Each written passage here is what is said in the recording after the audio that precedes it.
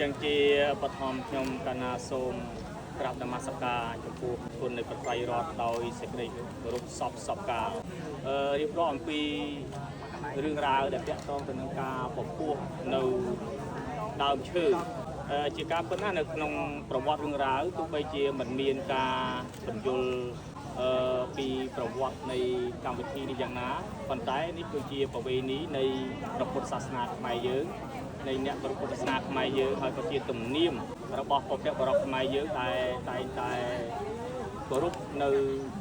រូបរៈអ្នកតាគឺទេវតាដែលថែរក្សានៅដើមឈើជាហៅថារូបទេវតាជាដើមនៅក្នុងគម្ពីរពុទ្ធសាសនាក៏មានរឿងរ៉ាវទាក់ទងទៅនឹងការគោរពនៅដើមឈើដែរគឺនៅក្នុងរឿងចក្របាលថែគឺមានការគោរពនៅដើមឈើជាម្ចាស់នៃព្រៃអញ្ចឹងគឺជាដើមឈើទាលដែលនៅពីខាងក្រោយ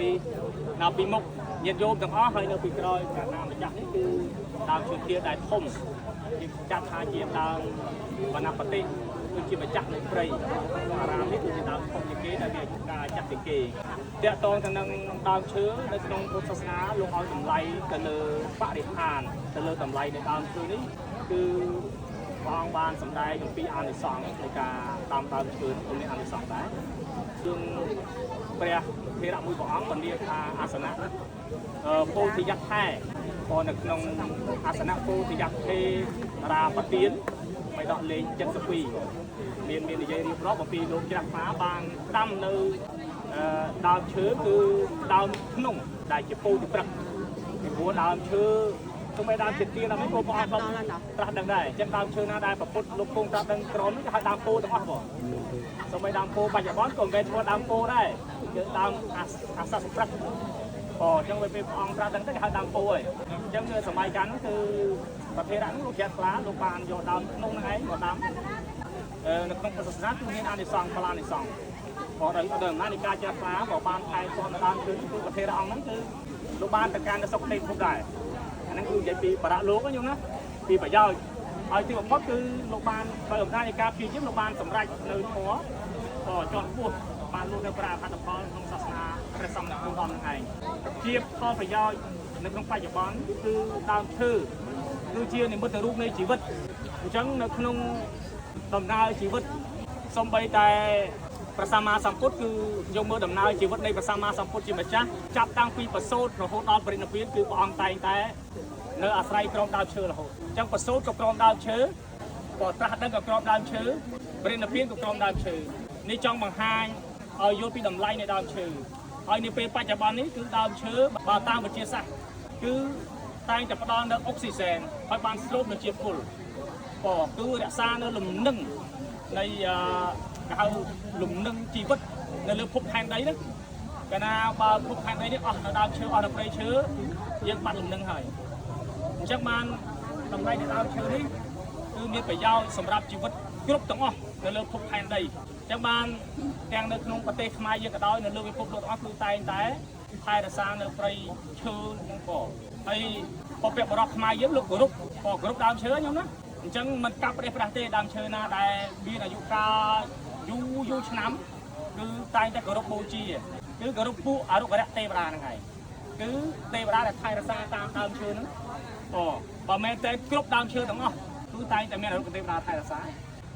តែមានអរុបទេវតាថែរក្សាអញ្ចឹងដើមឈើនេះដើមឈើធំអញ្ចឹងទេវតាស័ក្តិធំដែរយូ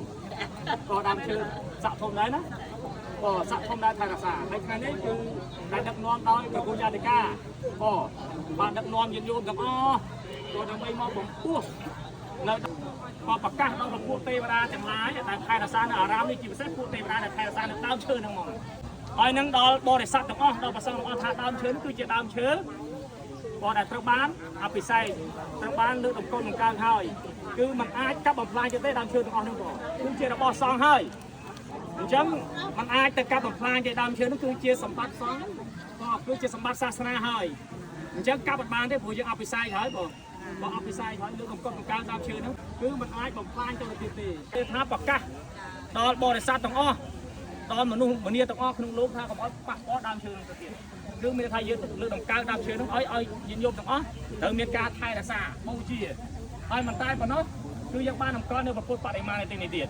អញ្ចឹងគឺជាតំណាងថាគឺជាទីអាស្រ័យ ដូចជាព្រះអង្គដែលកំពុងតែគង់ប្រើប្រាស់អាស្រ័យដើមឈើនេះចាត់ចូលជាគេហៅបរិភោគកញ្ចែដី